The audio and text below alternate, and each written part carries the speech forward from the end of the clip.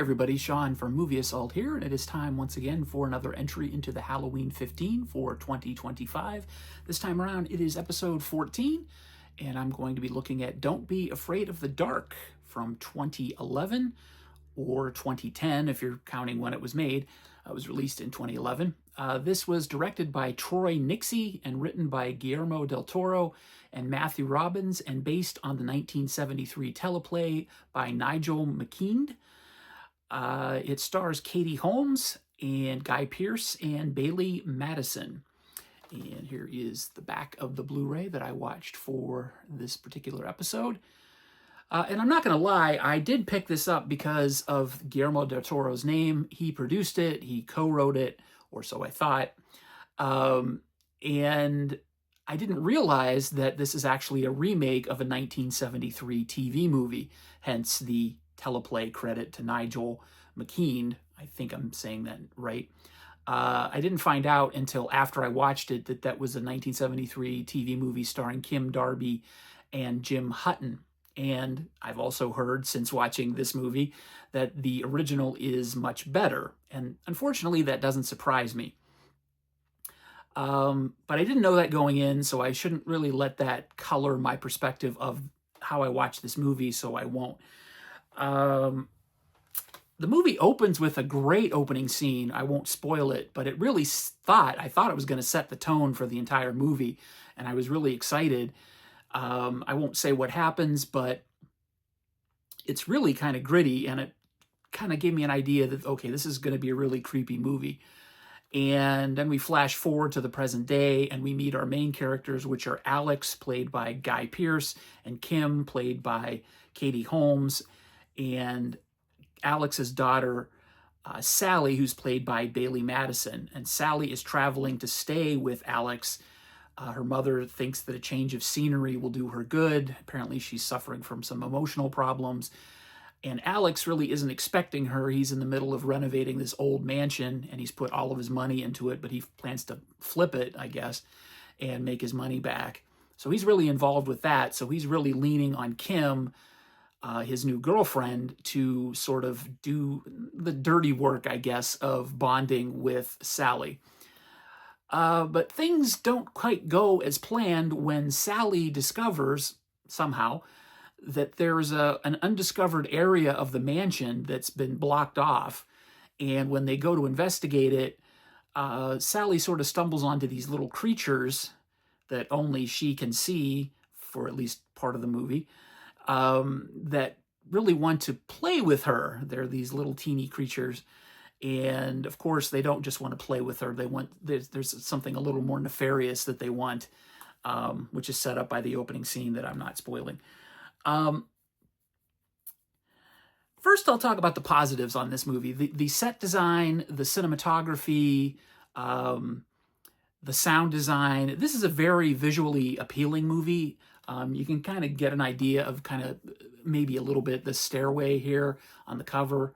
You can't really see too much from the pictures on the back, but this takes place in this beautiful old mansion. I don't know if it was a set. I don't know if they filmed inside the actual mansion or if there were sets that were built for the inside. I couldn't really find any information about where this was filmed other than Australia. But the sets are amazing. This house looks phenomenal.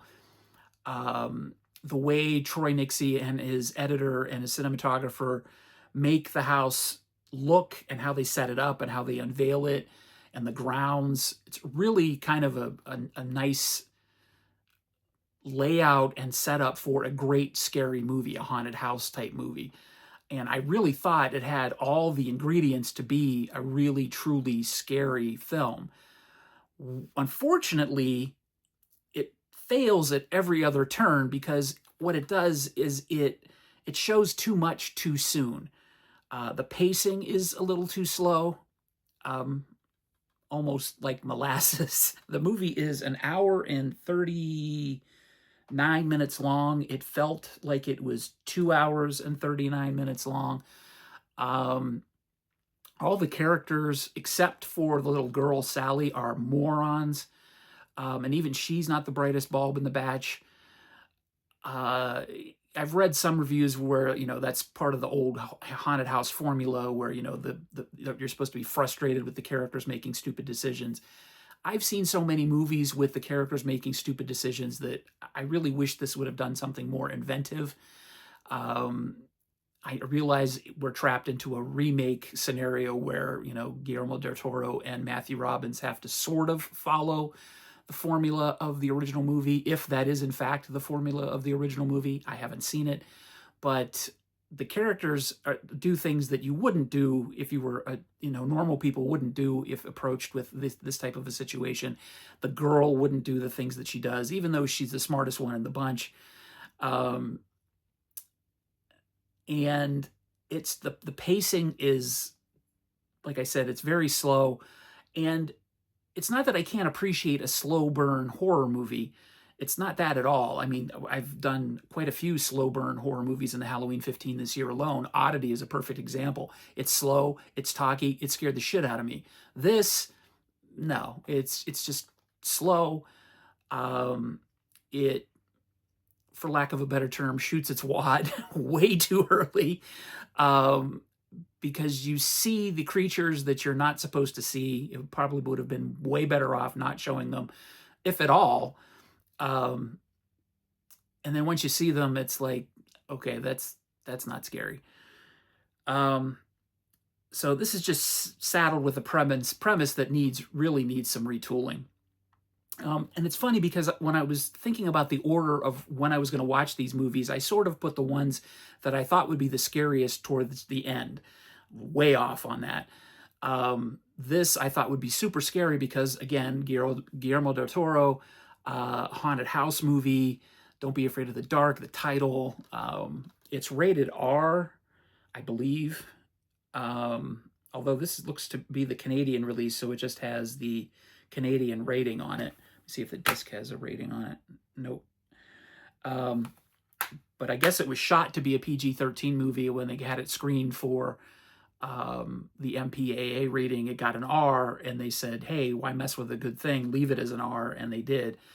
But they were shooting for a PG-13. But yeah, it just missed the mark, and I'm really disappointed just because I really was looking forward to watching this one. And it just sort of fell flat on its face. If you've seen it and you liked it, please put in the comments why you liked it. Am I being unfair? Did I hype it up too much in my own mind because I didn't realize it was a made-for-TV remake or a remake of a made-for-TV movie? Or